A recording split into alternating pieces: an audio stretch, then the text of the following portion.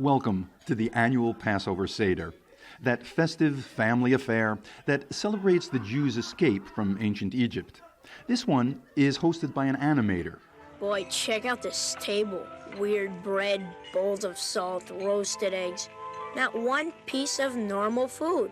Everyone sings from a book called the Haggadah, which in Hebrew means the telling, and retelling the book's stories is what this night is really all about.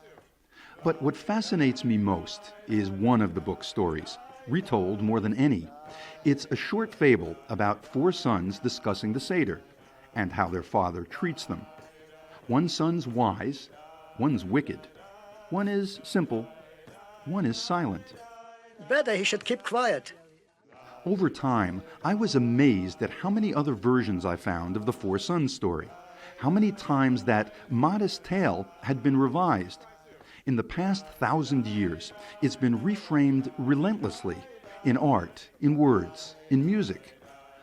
The story must be right up there with Shakespeare's plays, among the most reinterpreted tales ever told.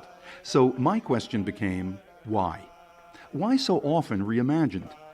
I'll start with answers I found in my memory. Other answers I'll show you at the Seder. And most answers, it turns out, apply to any faith.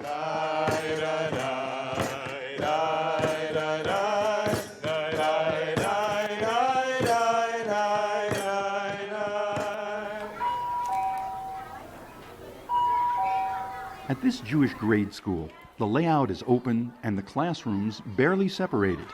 The different grades, the different generations, just flow into one another. As a boy in a school like this, I'd heard one reason for all the versions of the Four Sons story. It was because of the book the story came from. A book that was also about generations. That volume, the Haggadah, has been sung and read for generations each Passover at millions of family seders.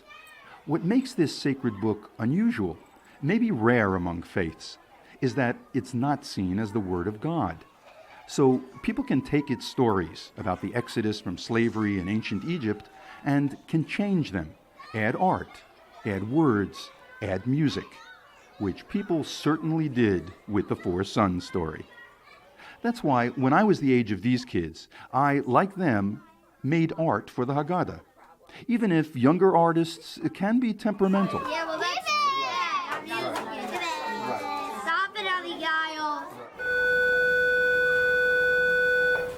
Later, as a teenager, I discovered a second answer, as did these high schoolers in another vertical structure showing generations building on each other.